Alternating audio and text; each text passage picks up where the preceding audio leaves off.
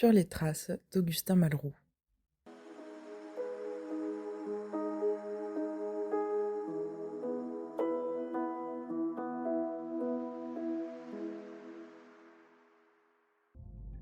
Le 10 avril 2025, nous commémorons les 80 ans de la mort d'Augustin Malraux. Mais quelle mémoire collective gardons-nous de lui aujourd'hui ?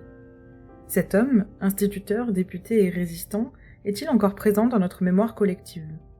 Dès la fin de la guerre, en 1946, une plaque commémorative est posée devant son domicile parisien. Voici un extrait du discours qui est prononcé alors par Robert Verdier, secrétaire général adjoint du Parti socialiste. D'autres que moi vous parleront plus longuement d'Augustin Malraux. Vous traceront l'ensemble de sa vie et de sa carrière politique, d'autres qui sont plus qualifiés que moi. André Le Troquet, ministre de l'Intérieur, et Salomon Grumbach, député du Tarn, qui tous deux ont connu notre camarade avant la guerre dans son activité au Parlement et dans le département dont il était originaire et où il avait été élu député socialiste. Quant à moi, je veux seulement apporter ici l'hommage du Parti socialiste tout entier à la mémoire de notre camarade mort en avril 1945 au camp de Bergen-Belsen et à sa famille.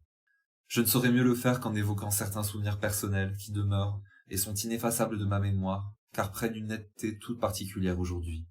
Dans cette maison devant laquelle nous sommes aujourd'hui rassemblés, je suis venu bien souvent pendant les années d'oppression avec nombre d'autres socialistes. En effet, Augustin Malraux et sa famille n'avaient pas craint, sachant parfaitement à quel danger ils s'exposaient, de mettre leur appartement à notre disposition pour y tenir des réunions clandestines du comité exécutif du Parti socialiste.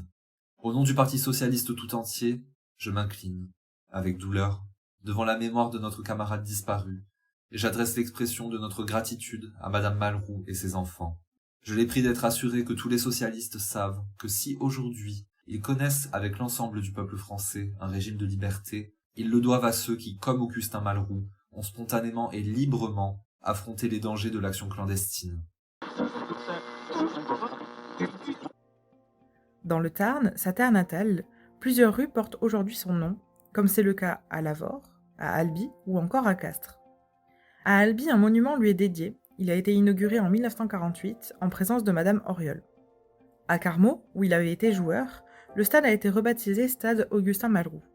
Enfin, en 1991, à Blaye-les-Mines, son village natal, un collège est inauguré en son nom, en présence de Lionel Jospin, alors ministre de l'Éducation nationale. Ce choix de donner son nom à un établissement scolaire est hautement symbolique. Au-delà de son engagement politique et de son rôle dans la résistance, Augustin Malraux était avant tout un instituteur.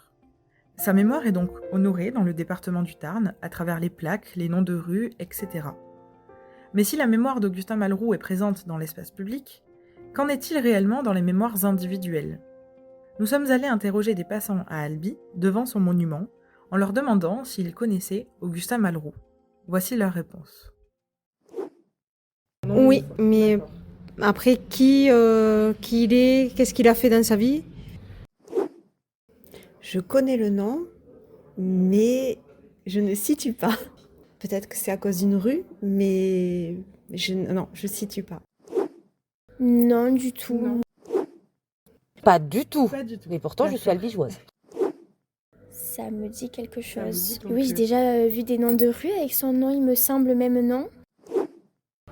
Bah oui, oui. Vous savez qui c'est ? Je suis pas certain. Vous allez me parler de la Seconde Guerre mondiale, d'un député qui a été un des rares, un des seuls.